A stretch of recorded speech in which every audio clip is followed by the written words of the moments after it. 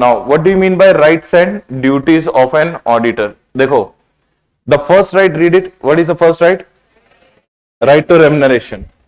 ये याद रखना sir, once your audit is over और once your assignment is over, it is your duty to accept और it is your duty to claim और it is your right to claim your what? Auditor's remuneration. लेकिन याद रखना, auditor's remuneration 142 में we already understood auditor's remuneration is basically divided into two, as an auditor, as an adviser. As an auditor is the more important as compared to as an advisor.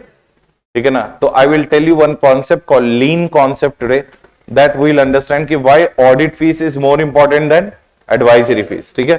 तो what is our first right, everyone? The first right is right to remuneration. What is the second right?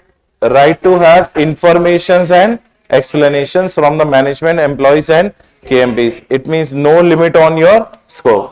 आप किसी से भी information ले सकते हो.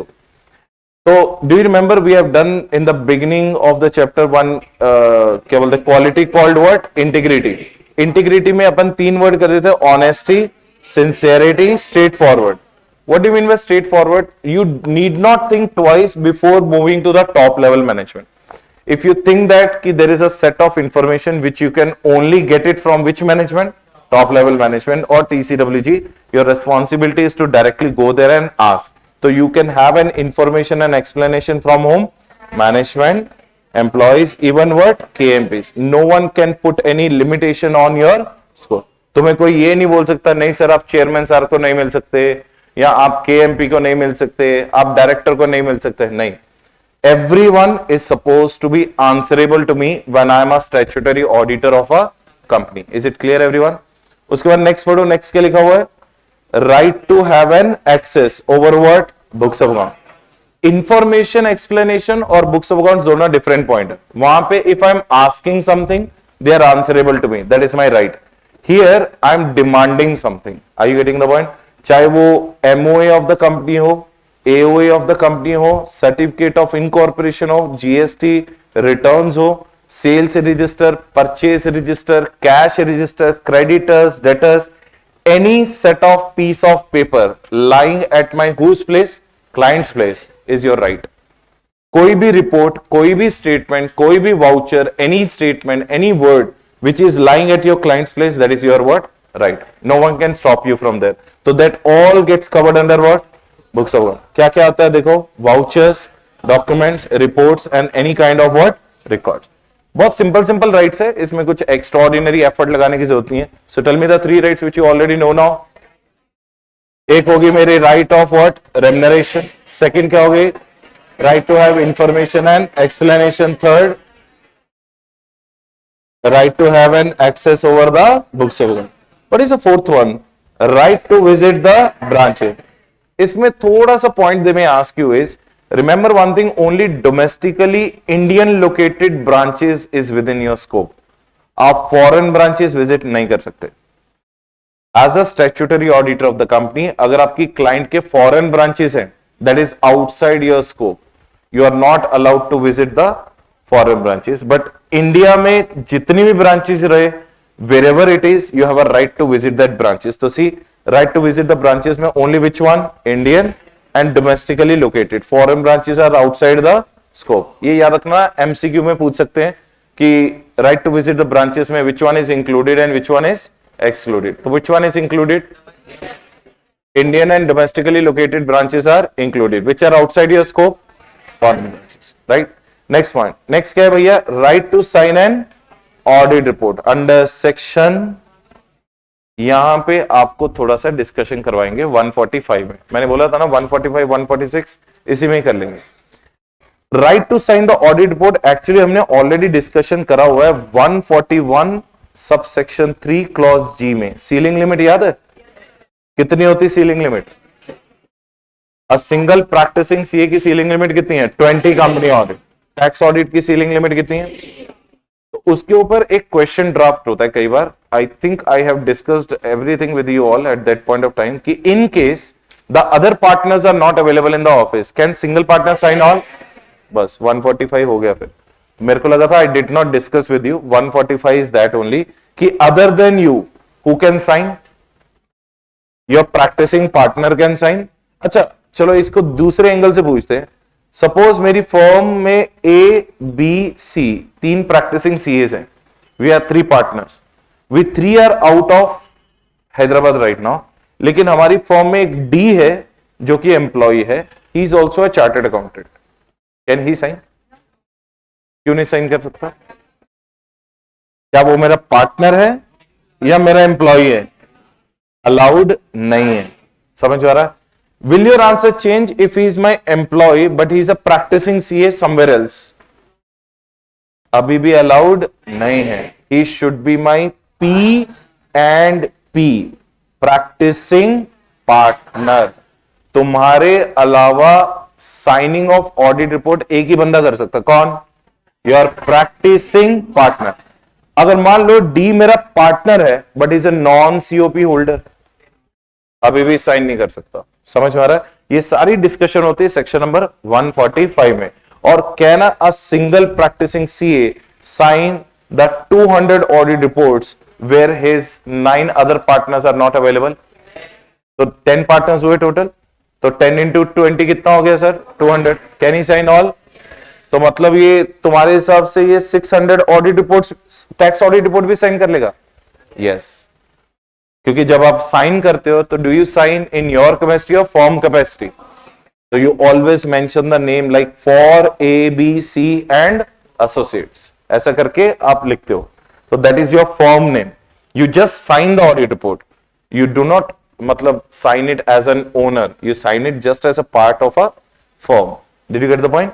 तो this is what brings an end to your section number what 145. तो मेरे को जल्दी से 5 राइट्स बताओ तुम्हारे. Right of remuneration, right of information and explanation, right of access over books of accounts, right to visit the branches. Which branches are within your scope? Outside branches allowed or not allowed? तो वो कौन visit करेगा? That will be visited by the foreign accountant of that country. He will report, he will send the report to you, but you are not allowed to visit them. Next point कि sir right to receive what? देखो ये 3 words हैं यहाँ पे जो helper. खुद उठ जाया करो यार. Right to receive, attend and participate. What are the 3 words everyone? ये है सेक्शन नंबर 146. इसको ध्यान से सुनना. There is a thin line of difference which I am going to tell you in the 3 points. Right to receive the notices of the meetings, right to attend the meetings and right to participate. तीनों different words हैं. आपको notice मिलेगा, yes it is your right. But you can attend or you can't attend, that is not your right, that is your duty. Receiving the notice is your, attending the meeting is your duty. क्यों? Logic बताओ. Yes, आप AGM में क्या explain कर रहे हो? AGM में मेरे को 4 ऑर्डिनरी बिजनेसेस बताना. Adoption and approval of financial statement. और आपका अपॉइंटमेंट भी तो एजीएम में होगा. समझ रहे हो? आपका अपॉइंटमेंट भी कहां पे होगा? एजीएम में. तो अडॉप्शन भी वहीं पे. And you should be mandatorily be present in the meeting to explain what the things relating to the which statement? Financial statement. तो your presence in the AGM is optional और mandatory. तो ये आपकी right है. Receiving the notice is your right, attending the meeting is your duty. उसे हम 146 बोलते हैं. समझ रहे हो? 145 क्या था कि भैया सिंगल प्रैक्टिसिंग सीए पूरी फॉर्म की रिपोर्ट्स को साइन कर सकता है. वो क्या था? 145. 146 क्या बोल रहा है? 146 सिंपल यही बोल रहा है कि receiving the notice is your right but attending the meeting is your duty. फिर अपना आता है थर्ड वर्ड. ये क्या है? डिस्कशन कर सकते हो या नहीं. Are you allowed to speak up in the meeting or not? You are allowed only if it is audit related work is being discussed. Which related? अगर मान लो एजीएम में डिक्लेरेशन ऑफ डिविडेंड हो रहा है, तुम्हारा कोई लेना देना उससे? Are you allowed to participate? You are not allowed to participate. You can only participate in which scenarios? ये बस ये 3 वर्ड्स को रिमेंबर करना. Receiving, attending, participating. ये सेक्शन नंबर क्या है? 140. Receiving the notice is your right, attending the meeting is your duty, participating only when audit related works are there. ये तीनों एमसीक्यू के ऊपर आ सकते हैं। देखो, receiving the notice, yes it is your right. Attending the meeting is your what, duty. Participating only if the audit work is being discuss. लेकिन आपको ना तो बोर्ड मीटिंग का नोटिस दिया जाएगा, ना आपको अटेंड करनी है, ना आपको पार्टिसिपेट करना है, क्योंकि ये मीटिंग का नाम ही क्या है, ये मैनेजमेंट डिस्कशन है। आपको तो दूर रहना है मैनेजमेंट से। You have to keep yourself away from home, क्योंकि if you are participating in the managerial decision making, तो it means you may compromise your what, independence. तो ना तो आपको नोटिस दिया जाएगा, ना आपको अटेंडेंस होगी, ना आपका क्या होगा, participation, specially in case of, ये याद रख लेना। तो this is what section number 146। समझ में आ गया? ये दो छोटे छोटे सेक्शन थे। तो आई थॉट कि I wrote separately, but then I realise कि it is already included in the rights and duties. तो अपने 6 राइट्स बताओ मेरे को पहले। रेम्युनरेशन की वर्ड्स बोलने हैं। Remuneration, information, explanation, books of accounts का एक्सेस, अपना visiting the branches, right to sign the audit report, फिर हो गया अपना receiving the notice, attending the meeting, party. ये अपने 6 हो गए। अच्छा, एक और राइट है जो आपके पोर्शन में नहीं है, but ICA keeps on asking the question on that. इसे बोलते हैं right of lien over whose books of accounts. पहले जो मैं बोल रहा हूं उसको ध्यान से सुनना। ICAI does not allow to have a right of lien over the books of accounts. मतलब इसका मतलब क्या होता है, मान लो तुमने ऑडिट कंप्लीट कर दिया, तुमने क्लाइंट को कॉल किया कि सर मेरे को मेरा ऑडिट फीस का चेक भेज दो। तुम्हारा क्लाइंट बोला तुम कौन सा चेक, हम तुम्हें जानते ही नहीं। मैंने क्लाइंट को धमकी दी, मैंने कहा आपके बुक्स ऑफ अकाउंट्स मेरे ऑफिस में पड़े, मैं सीज कर लूंगा। I will keep the lean over the books of accounts. I will keep, sir हमने बेलमेंट में पढ़ा है ना, जनरल लीन, पर्टिकुलर लीन, उसी की बात हो रही है। तो मैंने क्लाइंट को क्या बोला, मेरा ऑडिट फीस का चेक शाम तक आ जाना चाहिए, नहीं तो आपके बुक्स ऑफ अकाउंट्स मेरे ऑफिस में पड़े, आई विल नॉट रिलीज। क्या मैं ऐसा बोल सकता हूं? आईसीए बोलता है नो, आपको राइट ऑफ लीन अलाउड नहीं है। लेकिन आईसीए ये भी बोलता है कि this is allowed in certain cases as per ICAEW। अभी ICAI और ICAEW के अंदर ट्रीटी है। Treaty in the sense agreement है कि अगर आपने इंग्लैंड से चार्टर्ड अकाउंटेंट करी है तो आपकी chartered accountancy will be same as considered you have done it in ICAI। तो ICAI के चार्टर्ड अकाउंटेंट्स एक्ट 1949 में नोवेयर इट इज रिटन कि you have a right of lien, but ICAEW, Institute of Chartered Accountants of England and Wales, what is the full form?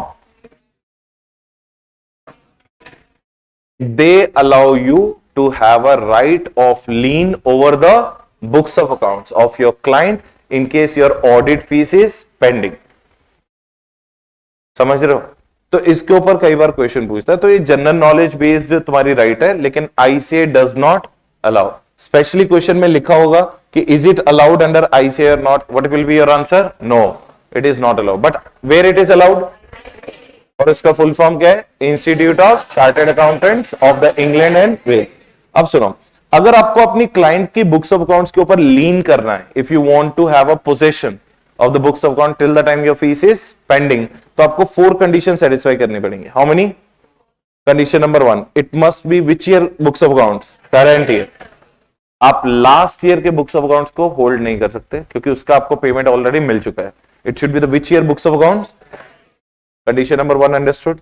तो that year books of accounts only you can have under the lien whose fees is pending. ठीक है। Second condition क्या है? You must have done और used it for some audit work. आपने उस books of accounts का usage किया होना चाहिए। That must be used while doing the audit. Condition number 3, must be a lawful possession. It must be a which possession? If you have already returned the books back to the client and later on client is refusing you, तुम उसके यहां पे gun shot नहीं रख सकते। हाँ भाई, चप्पो इकड़ा audit fees का है मेरा, समझ में आ रहा है? तो ये लॉफुल है या अनलॉफुल है? आपके पोजेशन में ऑलरेडी है, then you have this right. But if you have already given, तो सॉरी यार, तेरे को बुक्स ऑफ अकाउंट दे दे, वापस दे दे प्लीज, ऐसा नहीं करना। तो it must be in which position? It means it must be in your custody with the prior permission of what? Client. आपके पास voluntarily these books of accounts came, क्योंकि फाइट तो taking place at the and ना, तो it should B which position everyone? Lawful position. और last सबसे important point है, you can only fight of for the right of lean if your what is pending? Advisory fees pending है तो ये भी right allowed नहीं है. अब समझ में आया? शेड्यूल 3 रिक्वायरमेंट क्या बोल रही थी कि टोटल रेम्युनरेशन को 2 पार्ट्स में डिवाइड करो, एज एन ऑडिटर, और सेकेंड वाली क्या थी? As an advise. ये वाली फीस पेंडिंग है तो you don't have this right. It means your right of lien is only allowed when if the audit fees is pending, not advisory fees is pending. Clear? Tell me the 4 rights again now. Must be the current year books of accounts, must have done or used it for some audit work, must be lawful in possession with the prior permission of client, and only if the audit fees is pending. Clear है सबको? So this is what brings an end to your what? Rights. दूसरी side क्या लिखा हुआ है sir? Duty. ये duty से भी बहुत कॉमन है. पहली ड्यूटी देखो, ये तो अपने को पता ही है, एक बार जब अपॉइंटमेंट ले लिया तो अब duty is to express an opinion on financial statement. Next क्या है? अच्छा ये सुनो, ये और वो पॉइंट में कंफ्यूजन होती है. Visiting the branches is your right, but after visiting doing the verification is your duty. अरे ब्रांच जाओगे, टच करके थोड़ा वापस आ जाओगे. ब्रांच में जाओगे तो वेरीफाई तो करोगे ना. तो visiting is your choice, that is your right, कि you want to visit or you don't want to visit. But once you have visited, अब क्या? हाँ देख ली, मैं चलता हूं, ऐसा होगा क्या? या you have to do the verification. Verification is your what? Duty. तो इन दोनों को मिक्स मत करना. तो visiting is your right, verifying the branch is your duty. तुम ब्रांच के बुक्स ऑफ अकाउंट जाके वेरीफाई कर सकते हो, even though the branch auditor is different, because you are what? You are a head office auditor. Which auditor? Branch auditor can't deny you the access. ठीक है. Next point, duty to inquire. ये हमने already कर लिया. How many factors we have done अंदर? 6. Personal expenditure shall not be debited to P&L account. Deposit shall not be categorized as loans. Loans and advances shall not be categorized as deposits. Sales and purchase shall not be mere book entries. Being a non-investment company, you are not allowed to sell your investment below the cost. अगर आपकी paid up share capital है तो look out for those areas where the capital is issued for a consideration other than cash. And loans and advances granted must be properly secured and terms and conditions should be regular. ये सारे हमने 143 subsection 1 में कर लिए. मेरे को 3 duty बताओ. What are the 3 duties? Duty to express an opinion, duty to verify the branches, visiting is your right, verifying is your duty. उसके बाद ड्यूटी टू इंक्वायर, ये भी हमने कर लिया था section number 143 subsection 3 clause number A to J. 10 clauses कर लिए थे, तो that is called duty to report on certain matters. What is the next one? ये हमने ऑलरेडी किसमें कर लिया था? 143 सबसेक्शन 11 कारो 2020. कितने क्लॉजेस थे याद है? पक्का? 11 बताओ. 17 2. क्या बात है? 7. मतलब मैं बेस्ट हूं, यही बोलना चाह रहे हो ना तुम? ठीक है. यही सुनना था. चलो ये मत बोलना कि ये नहीं करा हमने. ये तो चैप्टर नंबर 1 में कर लिया था हमने. Fraud less than 1 crore greater than equals to 1. तो मतलब कह रहे हो कि मतलब duty to report, duty are nothing but section number 143. ये याद कर लो. Duties are nothing but section number. अच्छा 143 सबसेक्शन 1 क्या था? Duty to inquire. 143 सबसेक्शन 3 क्या था? Certain matters. 143 सबसेक्शन 11 क्या था? कारो. 143 सबसेक्शन 12 क्या है? Duty to report a fraud. 143 subsection 8 क्या है? अभी तो बताया ब्रांच वाला. अब पहले वाला क्या था? Duty to express an opinion. अब बताओ नेक्स्ट ड्यूटी क्या है? Duty to follow SAs while doing what? Odd.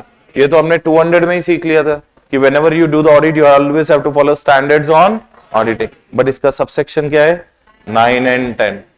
फिर उसके बाद मैंने सब इसलिए लिखा तुम्हें ये ना लगे कि 143 सर ने करवाया नहीं, सिर्फ 4 सबसेक्शन करवाए और छोड़ दिया, इसलिए ड्यूटीज में लाके रख दिया था which were irrelevant। What is the next one? Duty to give the reasons on which report। जब आप नेगेटिव रिपोर्ट देते हो तो रीजन देना ऑप्शनल है मैंडेटरी है? वो कौन सा सेक्शन बोलता है? सबसेक्शन 4 बोलता है। अब समझ में आना, पूरा 143 ड्यूटीज है। फिर next one, duty to follow instructions of, ये भाई साहब कौन है? Controller and auditor general of India, और ये कौन है? Central government. कौन सा सबसेक्शन ये बोलता है? 5, 6 एंड 7। अब मेरे को ये बताओ 143 1 से लेके 143 सबसेक्शन 12 तक तुम्हें सारे सेक्शन पता है अभी? 1 क्या था? Duty to inquire. 2 क्या है? Expressing an opinion. 3 क्या है? Duty to report on certain matters. 4 क्या है? Duty to give the reasons for the which report. नहीं, हाँ वही है, मैं ही भूल गया था। 5 क्या है? ड्यूटी टू फॉलो काग एंड सीजी। 6 भी वही है, 7 भी वही है। 8 क्या है? To verify the branches. 9 और 10 क्या है? Duty to follow the standards on auditing. 11 क्या है? कारो। 12 क्या है? Report fraud. बताओ, इजी है? वेरी इजी, बस खत्म हो गया। 140 सर वेरी इजी या इजी होता है, डिफिकल्ट तो कुछ होता ही नहीं। सिर्फ एक ही बंदा है जो तुम्हारी लाइफ डिफिकल्ट बना सकता है, that is you yourself, no one else. ठीक है ना? बाय रोहित ग्रोवर लिख देना नीचे, क्रेडिट्स चाहिए मेरे को, समझ रहे हो? तो there is only one person who can make your life difficult. Who is that person? You yourself. ठीक है, चलो थैंक यू। हाँ, नो प्रॉब्लम। सारे ड्यूटी समझ में आ गए? हाँ के ना? तो अपना टॉपिक हो गया, क्या हो गया? Rights and duty. इजी था टॉपिक। हमने यहाँ पे थोड़ा सा एक्स्ट्रा चीज क्या पड़ी, एक 145 सेक्शन भी कवर कर लिया। 145 क्या था? ड्यूटी टू साइन एंड, तुम्हारे अलावा कौन साइन कर सकता है? पीपी। पीपी याद कर लो, PP practising partner, normal partner भी नहीं, प्रैक्टिसिंग पार्टनर। और 146 में हमने क्या पढ़ा? क्या भैया कि receiving the notice is your right, attending the meeting is your duty, participating only when audit work is related. फिर हमने ये सारे सबसेक्शन भी यहाँ पे खतरनाक टाइप से खत्म कर दिए। तो 143 सबसेक्शन 1 से लेके 143 सबसेक्शन 12 तक सब कुछ सॉर्टेड है अभी। अभी अपन सुकून से 147 कर सकते हैं। ये देखो 145 सेपरेटली लिखा हुआ नीचे, वही है duty to sign and audit report जो हमने डिस्कस कर लिया।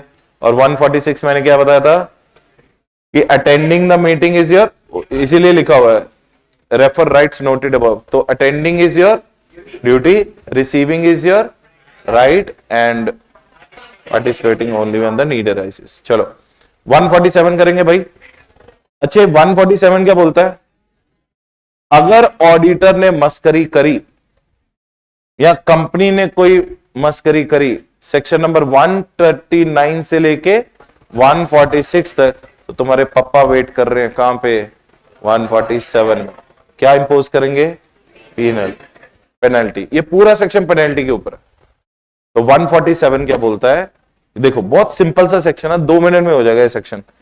पहले अपन पेनल्टी किसके ऊपर करेंगे? On company. What is the first penalty? Is on. देखो, और लेफ्ट साइड में कंपनी है, राइट साइड पे कौन है? ऑडिटर। मतलब ये सेक्शन दोनों को पेनल्टी देता है। कंपनी के ऊपर पेनल्टी क्या है? You dare to violate section number 139(2).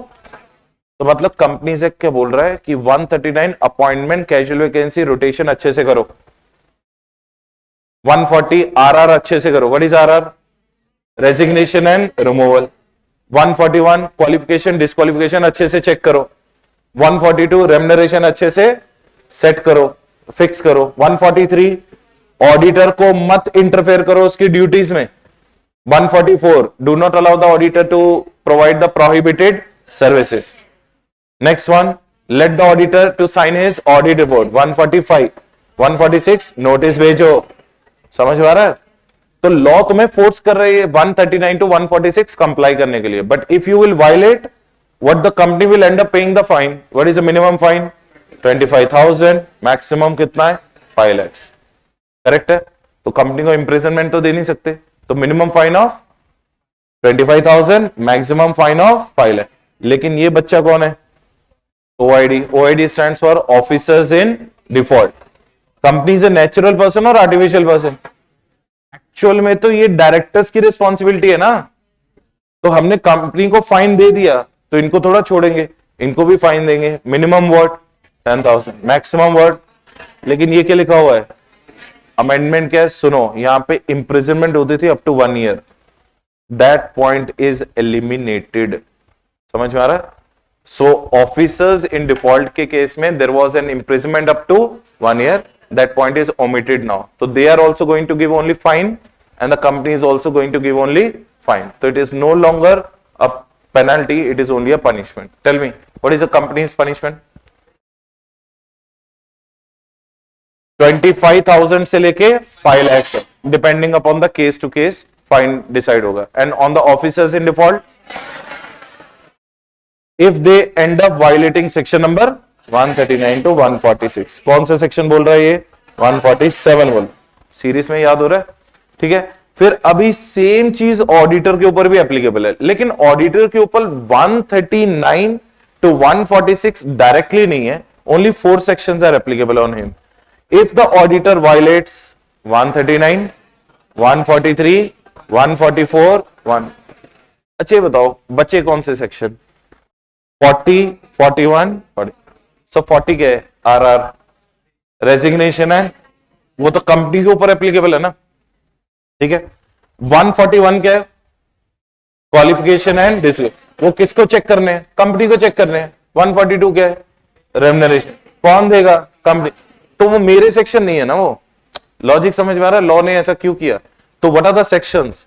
139, 143, 144, 145 अगर वायलेट किया तो ऑडिटर की पेनल्टी भी सेम है। क्या है पेनल्टी? देखो, मिनिमम 50,000 टू मैक्सिमम, कंपनी की भी सेम थी, 25,000 टू 5 lakhs। यहां पे भी 25,000 टू 5, लेकिन थोड़ा एक्सटेंशन करेंगे तो नीचे आएगा 4 times of your remuneration received whichever is lower। तो टोटल पेनल्टी ऑफ ऑडिटर कितनी हुई? 25,000 to 5 lakhs fine will be compared with your 4 times of your remuneration received whichever is clear। and what are the violations? 139, 43, 44, 45। 139 to 146 गलती से भी मत लिख देना, वो कंपनी की साइड में आएगा। ठीक है। Now if the auditor knowingly cheats or deceits whom? Company, shareholder, income tax department, creditor। repeat the 4 words। अच्छे बताओ, knowingly मतलब क्या हो गया? फ्रॉड या एरर हुआ? इंटेंशनल हुआ ना, तो इसलिए थोड़ा सा पेनल्टी बढ़ा दिया। 25,000 को क्या कर दिया और 5 lakhs को क्या कर दिया? 25 लाख। और इसको कंपेयर करेंगे 8 times of the remuneration receive whichever is lower. और इसके साथ और चीज ऐड कर दी। क्या कर दी? अप टू 1 ईयर और बोल। पेनल्टी समझ रहे हो ऑडिटर की? तो ऑडिटर की पेनल्टीज थोड़े ज्यादा बड़े हैं। तो टेल मी, मैंने 142 वायलेट किया, कोई पेनल्टी नहीं है। कंपनी के ऊपर है, कंपनी की पेनल्टी। कंपनी ने 138 वायलेट किया, 147, 138 को कवर नहीं करता, क्योंकि वो किसके बारे में है? Internal auditor. वो कंपनी अपॉइंट करे ना करे, वो 138 चेक करेगा। ठीक है ना। तो यहां पे अपन 139 टू 146। कंपनी वायलेट करी तो जल्दी बताओ। 25,000 टू 5 लाख। ओआईडी की पेनल्टी 10,000 टू 1 लाख। अच्छा इधर आ जाओ, ऑडिटर की 139, 143, 44, 45 मैंने वायलेट किया, तो ऑडिटर ने 25,000 to 5 lakhs to be compared with 4 times of the remuneration receive whichever is lower. और अगर मैंने नोइंगली चीट किया कंपनी के साथ, इनकम टैक्स डिपार्टमेंट के साथ, क्रेडिटर के साथ, शेयर होल्डर के साथ। अच्छा ये बताओ, यहां पे 447 क्यों नहीं आया? फ्रॉड के टाइम पे तो अपन 447 मारते, और सेम चीज हमने 140 सबसेक्शन 5 में भी देखा था, जब NCLT found you indulged in a fraud, NCLT ने तुम्हें 5 साल का बैन दे दिया था प्लस पेनल्टी अंडर सेक्शन 447। यहां पे 447 क्यों नहीं आया सर? यहां पे वर्ड फ्रॉड नहीं लिखा हुआ, यहां पे उसका छोटा भाई लिखा हुआ है, कौन? चीट्स। कहने का मतलब लॉ मेकर बोल रहा मेरी फीलिंग समझो। जब मैं फ्रॉड लिखूंगा ना तो इट्स अ पिद्दा वर्ड, पेद्दा वर्ड। जब मैं चीटिंग लिख रहा हूं ना तो पेद्दा वर्ड को 447 को संभालने दो, कितना 147 के लिए छोड़ देते, हाँ के ना? तो 147 छोटा सेक्शन है ना, तो छोटी पेनल्टी। 447 को ना, अच्छा कोरिलेशन देखो 47 क्या बात है नहीं? अब मैं ना वाकई I am getting better day by day actually, I don't know how, but जो भी है चलो थैंक यू, जो भी है इट्स ओके। सुनो सुनो सुनो, अरे मजाक कर रहा हूं यार, सुनो ठीक है ना? कहां पे थे अपन? हाँ 147 और 447 ये आएगा हमेशा फ्रॉड और ये आएगा हमेशा चीटिंग। दोनों में से छोटा कौन? तो चीटिंग वाली पेनल्टी बताओ जल्दी। 50,000 to 25 lakhs or 8 times the remuneration received, whichever is lower, or imprisonment up to 1 year or more। और अगर 447 आएगा तो वो तुमने लॉ में करा हुआ, सर ने पढ़ाया होगा तुम्हें, ठीक है? तो this brings an end to our section number 47। एक ही सेक्शन बच गया अपना कंपनी ऑडिट का, कौन है? 148, जिसको हम क्या बोलते हैं भैया? कॉस्ट ऑडिट बोलते हैं, इसको हम कॉस्ट ऑडिट बोलते हैं, ठीक है? सुनो, किसी को आइडिया है कॉस्ट ऑडिट के बारे में? नहीं ठीक है, करेक्ट बोला, गलत नहीं है, सीएमए ही करते हैं कॉस्ट ऑडिट। बट मैं पूछ रहा हूं आइडिया, तुम्हें लॉ में बिल्कुल नहीं पढ़ा है 148? पढ़ाया है ना? ये तो चिल्ल है फिर। तो 148 क्या है भैया? Cost audit. तो मैंने जब पूछा किसी को मालूम है कॉस्ट ऑडिट, एक की आवाज भी नहीं आई। अच्छा चलो ये बताओ, कॉस्ट ऑडिट के रूल्स बताओ, कॉस्ट ऑडिट कंपलसरी कब होता है? हाँ हाँ एक सेकंड तू बोल, हाँ ब्लैक टी शर्ट बोल। भाई वो तो मेरे को भी मालूम है, मैंने कहा कंपलसरी कब होता है, means is there any limit or something? चलो ये बताओ, कॉस्ट ऑडिटर अपॉइंट कौन करता है?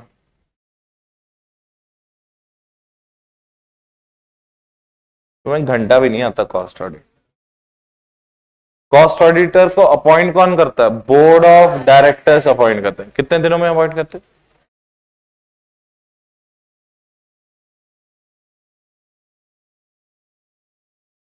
ठीक है, समझ गया मैं, समझ गया मैं। 148 तुम्हें नहीं आता? नहीं नहीं मैं समझ गया, बस बस बस इतना ही बस था, टेस्टिंग होगी तुम्हारी। तो 148 तुम्हें नहीं आता भाई, तो अपन ग्राउंड वर्क से शुरू करें। मेरे को लगा था थोड़ा मेरा होमवर्क थोड़ा मतलब बच जाएगा, मेरा थोड़ा एफर्ट बच जाएंगे, लेकिन तुम तो बढ़ाओगे एफर्ट। सुनो, 148 talks about the which audit everyone, और तुम्हें ऐसे फैक्ट्स भी बताऊंगा जो you might not be aware of. First of all understand, cost audit हमेशा कौन सी कंपनीज के ऊपर होता है? मैन्युफैक्चरिंग। मैन्युफैक्चरिंग कंपनीज की जब अपन बात करते हैं ना, तो मैन्युफैक्चरिंग कंपनीज के ऊपर दो ऑडिट होते हैं।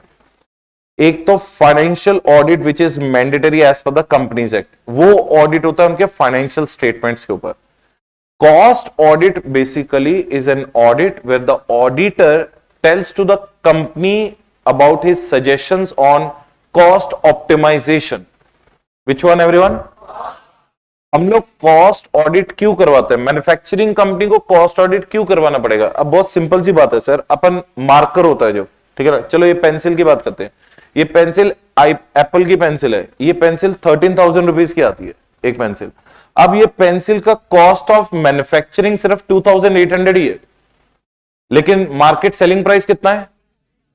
अब ये इंडिया में मैन्युफैक्चर नहीं होती, ये कैलिफोर्निया से इंपोर्ट करवानी पड़ती है, इसलिए इंडिया में आके वो एक्साइज लग के, ड्यूटीज लग लग के पूरा ये इसका रेट कहां चले जाता है?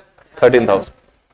अब यही सेम पेंसिल एक Indian company is ready to manufacture, ठीक है ना, जो आईपैड के ऊपर काम करेगी, it the iPad will catch the the signals from that pencil and it will work on that. अब उसकी कॉस्ट 5600 है, कितनी है? तो मेरे को ये बताओ, is it better to import or is it better to manufacture? तो ये मैन्युफैक्चरिंग कंपनी अपनी ऑप्शंस जानने के लिए, they want to know that कि can they do so or not, उसके लिए कौन सा ऑडिट होता है? Cost audit. तो कॉस्ट ऑडिट का major objective is cost optimisation. What is a major objective? और कई बार क्या होता है, government comes to know that कि unnecessarily your cost is increasing. जैसे मैं तुम्हें बताता हूं, अभी अपना पेट्रोल प्राइसेस है अननेसेसरी इंक्रीज हो रहे हैं, ठीक है ना। आप इंटरनेशनल बैरल क्रूड ऑयल के साथ इसका कंपेयर करो, actually today the price of the petrol should not be more than 71 rupees per litre according to the international market rates.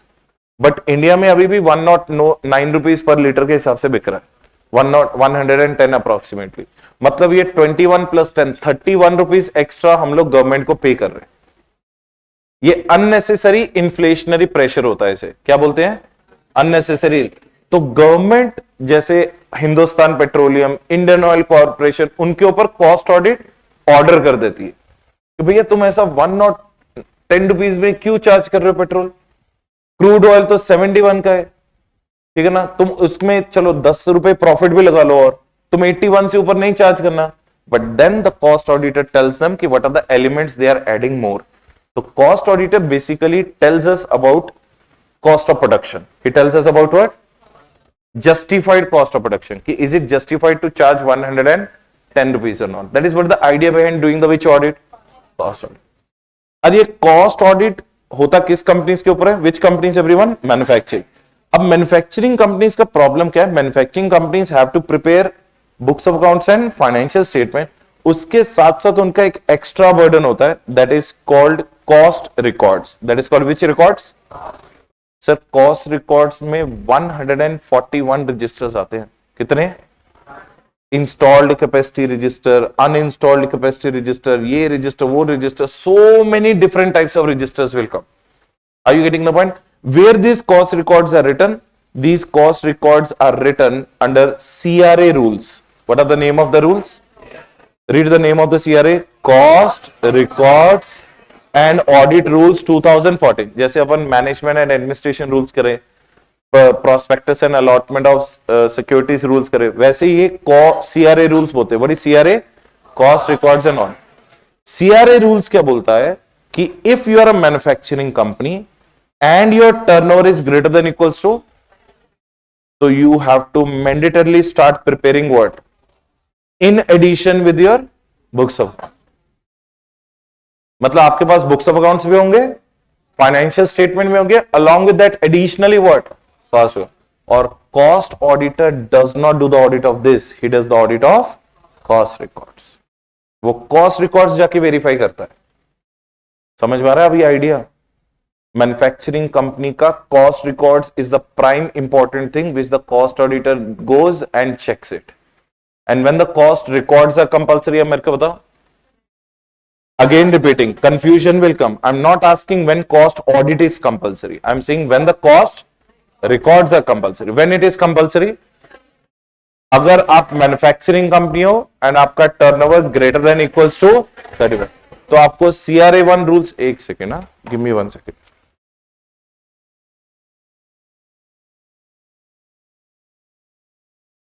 हाँ भाई, कहां पे थे अपन? मैन्युफैक्चरिंग। अरे पागल लोग हैं, पता नहीं कहां से आ जाते कि, ठीक है ना, गांजा फूक के कॉल करते रहते वो। सुनो, समझ में आया सर? मैं अपन कहां पे थे? मैन्युफैक्चरिंग कंपनी में, ठीक है। अगर आप मैन्युफैक्चरिंग कंपनी हो और आपका कॉस्ट रिकॉर्ड्स क्या है, एक सेकेंड, आप मैन्युफैक्चरिंग कंपनी हो और आपका turnover is greater than equals to, तो आपको क्या मेंटेन करने हैं? Cost record. और आपके ऊपर cost audit will become applicable or not, that will understand in the another rule. Are you getting the point? This rule only and only talks about what? Cost records, not cost audit. Cost audit अपन next point में use करेंगे। तो इसका मतलब ये company के ऊपर 2 audit होंगे, एक तो कौन सा ऑडिट और दूसरा कौन सा ऑडिट? Cost audit. क्लियर है? नाउ ये था अपना, this was our rule number 3, this was called rule number what 3, which talks about the cost records, right? Now first of all, there are some clarities you need to have. Read the point number 1. Is cost audit a which audit? What is your answer? No. Statutory audit and cost audit both are same thing or separate things? Separate. Okay, next point. Is cost audit is a part of what? Statutory. Answer again is what? No. It is not a part of statutory audit. It is in addition to the statutory audit. Clear? Next point. Is it a regular, yearly or periodical? Answer again is what? जरूरी नहीं है आपका ये साल cost audit हुआ तो next year होगा. That all depends upon your turnover limit. Which limit? और वो लिमिट हर साल चेक होती है. If next year you are not meeting that criteria, cost audit may not take place. But if this year you are meeting the criteria, cost audit may take place. So that makes it a regular or irregular audit. It is not at all a yearly audit. It is not at all a periodical audit. तीनों fact समझ में आए? What are the 3 facts you learned? It is not a statutory. Second thing, it's not a part of statutory, and it is not a yearly or not a regular audit. Clear है? Next point. Which industry? What is the next point, everyone? अब उसको ध्यान से सुनना. If you are a manufacturing industry, mining industry, processing industry, production industry, extraction and assembly, if any of these industries you belong to, then obviously you are making the use of what? And what? Labor. तो आपको normal books of accounts के साथ साथ cost records भी prepare करने पड़ेंगे as per CRA 1. CRA याद है ना? Cost records and audit rules. तो सुनो, which 6 industries are covered under cost audit? Manufacturing, mining, processing, production, extraction and assembly. Next point. Rule number 3 मैंने तुम्हें already बता दिया. When the cost records are compulsory, if your turnover is greater than equals to, तो company has to start maintaining the which records? Cost record. But now अपन करेंगे rule number 4.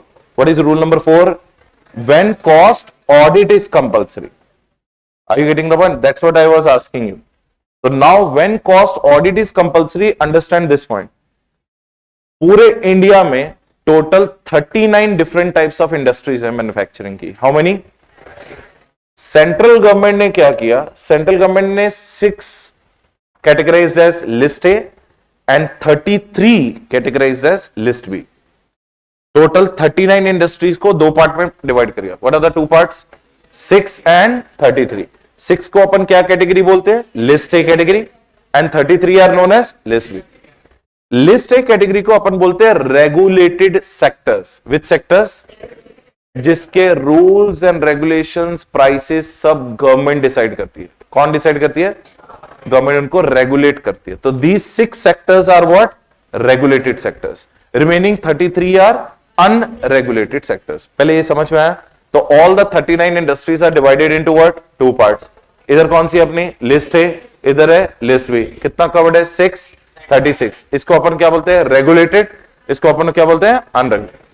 अगर आप list A category के manufacturing company हो, if you are a manufacturing company coming under list A category, तो government क्या check करती है? Government check कर रही है कि आपका annual turnover. Read the whole sentence everyone. Turnover from what? Production of goods and services greater than equals to 50 crore. Plus second condition, turnover from such goods and services for which cost records are required to be maintained, that should also be greater than equals to 25. अगर ये दोनों condition match होगी, आपके ऊपर cost audit compulsory हो जाएगा.